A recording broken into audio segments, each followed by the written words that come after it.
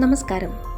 ചില കേസുകൾ ഒരു കൊലപാതകത്തിൻ്റെ കഥ മാത്രമല്ല, മനുഷ്യബന്ധങ്ങളുടെയും വിശ്വാസവഞ്ചനയുടെയും മറഞ്ഞുകിടക്കുന്ന സത്യങ്ങളുടെയും നേർക്കാഴ്ചയാണ്.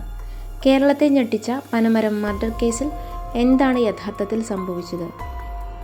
എങ്ങനെയാണ് അന്വേഷണം ഓരോ സൂചനയും പിന്തുടർന്ന് സത്യത്തിലേക്ക് എത്തിയത്?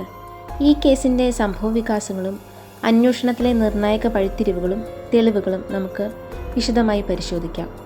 നിങ്ങൾ കാണുന്നത് ക്രൈം ഡീകോഡ് മലയാളം. ഇന്നത്തെ കേസ് വയനാട്ടിലെ പനമരത്ത് നടന്ന ഞെട്ടിപ്പിക്കുന്ന ഒരു ഇരട്ട കൊലപാതകത്തെക്കുറിച്ചാണ്. മാസങ്ങൾ നീണ്ട അന്വേഷണങ്ങൾക്കിടെ പ്രതിയായ അയൽവാസി അർജുനനെ പോലീസ് പിടികൂടിയതിനെക്കുറിച്ചുമാണ്. പത്മാലയത്തിൽ റിട്ടയർഡ് അധ്യാപകനായ കേശവൻ മാസ്റ്ററും ഭാര്യ പത്മാവതിയും തനിച്ചാണ് താമസം. അധ്യാപന ജീവിതത്തിനു ശേഷം കൃഷിയും മറ്റുമായി കഴിയുകയായിരുന്നു കേശവൻ മാസ്റ്ററും ഭാര്യ പത്മാവതിയും. 2021 ജൂൺ രാത്രി ഭക്ഷണം കഴിച്ച് കിടക്കാനുള്ള തയ്യാറെടുപ്പിലായിരുന്നു ഇരുവരും. എന്നാൽ അക്രമി വീട്ടിൽ കടന്നതറിയാതെ ഇരുവരും ഉറങ്ങാൻ കിടന്നു. അലറി വിളിച്ചുള്ള കരച്ചിൽ കേട്ട് ഓടിയെത്തിയ നാട്ടുകാർ ഞെട്ടിവിറച്ചു. വയറിന് കുത്തേറ്റ് ചോരയൊലിച്ചു നിൽക്കുന്ന പത്മാവതിയമ്മ, വീടിൻ്റെ ഉള്ളിൽ പലതവണ കുത്തേറ്റ് മരിച്ചു കിടക്കുന്ന കേശവൻ മാസ്റ്റർ. ആശുപത്രിയിലേക്കുള്ള യാത്രാമധ്യേ ഒരു മുഖംമൂടിക്കാരനാണ് തങ്ങളെ ആക്രമിച്ചത് എന്ന് പത്മാവതിയമ്മ പറയുന്നു. ആശുപത്രിയിൽ വെച്ച് മരണം സംഭവിച്ചു. രാത്രി തന്നെ പോലീസ് എത്തിയെങ്കിലും യാതൊരു തെളിവും മറ്റൊന്നും തന്നെ പോലീസിൽ ലഭിച്ചില്ല.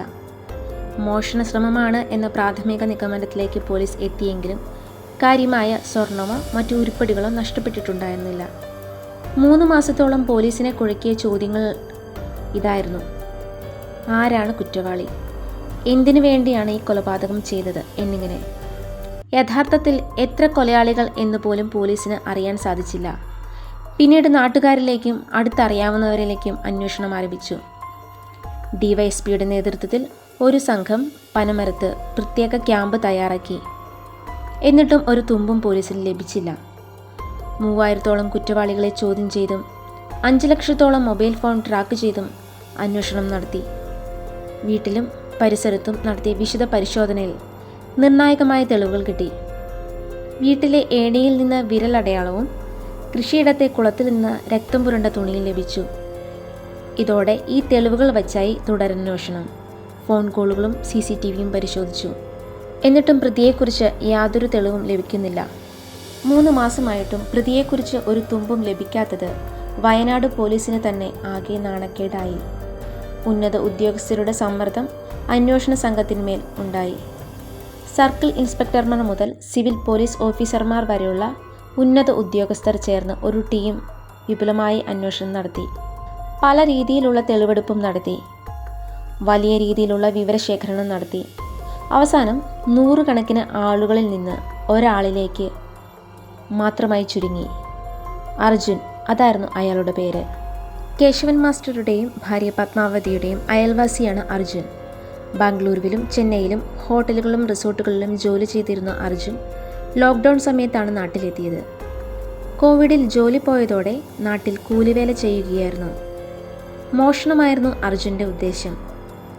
വൃദ്ധദമ്പതികളെ കത്തി കാണിച്ച് ഭീഷണിപ്പെടുത്താമെന്ന് കരുതിയെങ്കിലും ഇരുവരെയും കുത്തുകയായിരുന്നു. പിടിയിലായ പ്രതി പോലീസിന് മൊഴി നൽകിയത് പ്രകാരം പത്മാലയത്തിലെ ജനൽ അറുത്തുമുറിച്ച് അകത്ത് കയറാൻ ശ്രമം നടത്തിയെന്നാണ്. എന്നാൽ ആദ്യത്തെ ശ്രമം പരാജയപ്പെട്ടു. ആദ്യത്തെ ദിവസം അന്വേഷണത്തിനായി പോലീസ് എത്തിയപ്പോൾ ശ്രദ്ധിച്ചതും ഇക്കാര്യം തന്നെയാണ്. പ്രതി ഈ ജനാല വഴിയാണോ അകത്ത് കടന്നത് എന്ന്. അതുകൊണ്ട് തന്നെ കേസിൻ്റെ ആദ്യഘട്ടത്തിൽ പ്രൊഫഷണൽ കില്ലേഴ്സ് ആകാമെന്ന നിഗമനത്തിൽ പോലീസ് എത്തിയത്. പരമാവധി തെളിവുകൾ ശേഖരിച്ചതിന് ശേഷമാണ് പ്രതിയിലേക്ക് പോലീസ് എത്തിച്ചേർന്നത്. ആദ്യ ശ്രമം പരാജയപ്പെട്ടതിനു ശേഷം തോർത്തുകൊണ്ട് മുഖം മറച്ച് വീട്ടിൽ വാതിലിൽ മുട്ടുകയായിരുന്നു. വാതിൽ തുറന്ന കേശവൻ മാസ്റ്റർ പുറത്തിറങ്ങിയ സമയം പ്രതി തന്ത്രപൂർവ്വം അകത്ത് കടന്നു. പൂജാമുറിക്ക് സമീപം ഒളിച്ചിരുന്ന പ്രതിയെ കേശവൻ മാസ്റ്റർ കാണുകയായിരുന്നു. രക്ഷപ്പെടാൻ വേണ്ടി കത്തി പത്മാവതിയമ്മയുടെ കഴുത്തിൽ വെച്ചുകൊണ്ട് ഭീഷണിപ്പെടുത്തി. പത്മാവതിയമ്മയെ രക്ഷപ്പെടുത്താനുള്ള ശ്രമത്തിനിടെ കേശവൻ മാസ്റ്റർക്ക് കുത്തേറ്റു. അർജുൻ രക്ഷപ്പെടാനുള്ള ശ്രമത്തിനൊടുവിൽ പത്മാവതിയമ്മയ്ക്കും കുത്തേറ്റു. പുറത്തേക്ക് കടന്ന പ്രതി ഓടി രക്ഷപ്പെട്ടു. കുത്തേറ്റ പത്മാവതിയമ്മയെ പുറത്തിറങ്ങി അലറി വിളിച്ചു.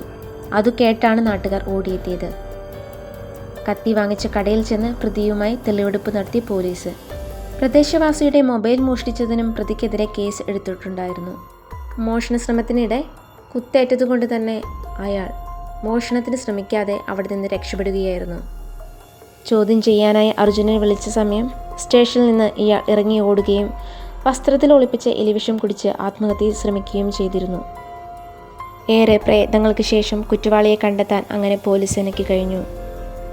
ഓരോ കുറ്റകൃത്യത്തിനും പിന്നിൽ നിരവധി മനുഷ്യജീവിതങ്ങളുടെ വേദനയും നഷ്ടവുമുണ്ട്. അതുകൊണ്ട് ഇത്തരം സംഭവങ്ങളെ സെൻസേഷണലായി കാണാതെ യാഥാർത്ഥ്യങ്ങളുടെയും അന്വേഷണത്തിൻ്റെയും അടിസ്ഥാനത്തിലാണ് ഈ വീഡിയോ അവതരിപ്പിച്ചിരിക്കുന്നത്. വീഡിയോ ഉപകാരപ്രദമായി തോന്നിയെങ്കിൽ ലൈക്ക് ചെയ്യൂ, നിങ്ങളുടെ അഭിപ്രായം കമൻറ്റ് ചെയ്യൂ. ഇനിയും ഇത്തരത്തിലുള്ള ക്രൈം അന്വേഷണങ്ങളും യഥാർത്ഥ കേസുകളുടെ വിശകലനങ്ങളും കാണാൻ crime decode Malayalam channel subscribe ചെയ്ത് ബെല്ലൈക്കൺ അമർത്താൻ മറക്കരുത്. അടുത്ത വീഡിയോയിൽ വീണ്ടും കാണാം. നന്ദി, നമസ്കാരം.